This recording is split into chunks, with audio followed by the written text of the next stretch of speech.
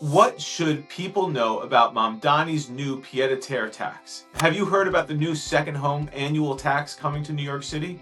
If you own a higher value property in the city that's not your primary residence, this is something you need to know about. In fact, everyone needs to know about this.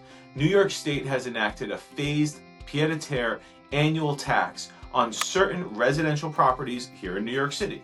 It applies, to 1 to 3 family homes, condos, and co-ops that are not your primary residence, which we define as sleeping in the property more than 183 nights per year. The tax starts on July 1st, 2026, and it's scheduled to run through June 30th, 2031, unless it's extended or replaced.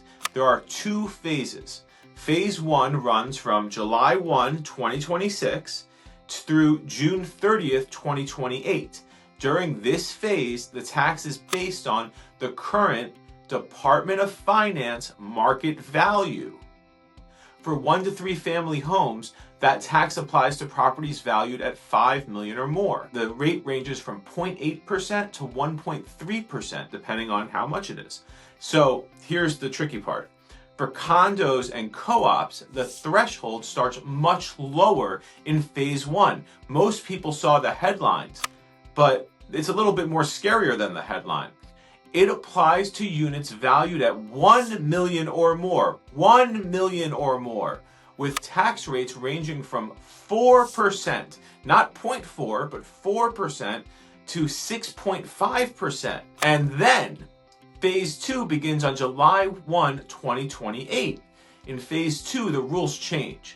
The city would use comparable sales to determine market value instead of the current Department of Finance market value. This is very significant. This is a change in the way that the city of New York assesses home values, and it's being done for second homes for the purposes of increasing the tax base, but there's no reason they couldn't then extend that to primary homes and increase the assessed value to the market value, where the discrepancy now is quite vast. The threshold also changes. In phase 2, all covered property types, including 1 to 3 family homes, condos, and co-ops, would only be subject to the tax if they are valued at $5 million or more. The phase 2 tax rate ranges from 800 basis points, that's 0.8%, to 1.3%. Confused? You might be. So one of the biggest things to understand is that this tax only applies if the property is a second home. A property can still count as a primary residence if it is occupied by the owner, occupied by a qualifying immediate family member, or occupied by a tenant or a subtenant under a lease of at least 1 year in an arm's length transaction. And there are also exclusions. Vacant land, unsold sponsor units still under an offering plan, and properties without a required certificate of occupancy are excluded. Here's an example from the Real Estate Board of New York overview. So today, if a condo has a current Department of Finance market value of $1.3 million and a sales price of $8.4 million, the tax in phase 1 could be $52,000 per year. In phase 2, the same example could result in a $67,200 annual tax.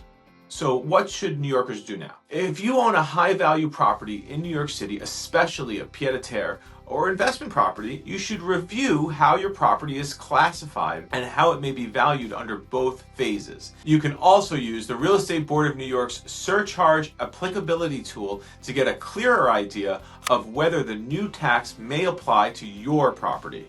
The tool walks you through key questions, including your property type, valuation, and whether the home qualifies as a primary residence. It gives you the tailored response with documentation, next steps, and an optional phase 2 exposure calculator. It can also flag areas where the answer may still be uncertain while the Department of Finance finalizes the rules. Plus, everything stays in your browser, so no data is collected or transmitted. Remember, this is the Real Estate Board. We're not the City of New York or the state or the IRS or anything like that. We're a guild.